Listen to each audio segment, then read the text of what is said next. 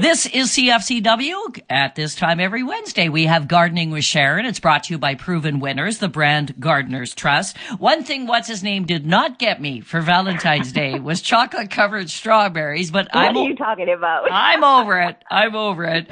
But for here in our climate, what kind of strawberries should we be looking at? I'm glad you're talking about this because strawberries have enjoyed a lengthy history on the horticulture scene, with the first mentions of them in Roman writings in the 13th century, and it was all about the romantic thing. And strawberries, for our application, strawberries are divided into three categories. There's June-bearing, there's ever-bearing, and there's day-neutral. So the question always begs, like, what's the difference? So diving into the flower physiology of strawberries, these categories are based on how strawberries are influenced by day length, which is called photoperiod, and the air temperatures. Strawberries actually set fruit best when the temperatures are a little cooler, between 15 and 27 Celsius. So here's the details.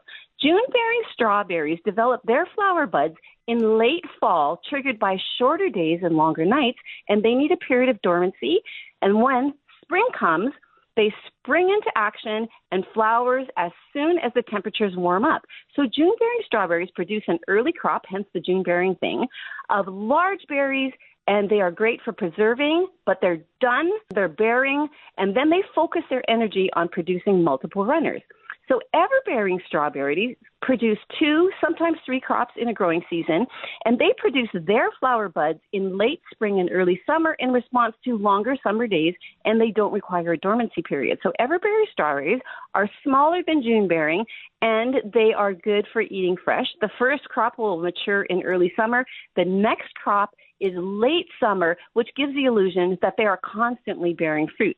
These ones are really good for growing in hanging baskets and planters because they don't need a dormancy period. They can be sown in the winter and they'll bear all summer, but they also are zone hardy. Now we have day neutrals, which are the third type.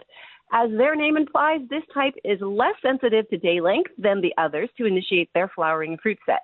Day neutral will flower and produce all through the growing season. However, the heat of summer does slow down their production, but that's with the ever-bearings as well. And the strawberry sizes and crops for day neutrals are smaller than the June-bearing, but the advantage is you will have a constant supply. And these are another great option for hanging baskets and planters, and there are also hardy-bearing varieties available. So that is the scoop on what the difference between those three categories are. All righty, and we can get this info and more where? I'm on Facebook, Instagram, and my website, all under the name of Gardening with Sharon, and we're going to talk more about strawberries as the season wears on.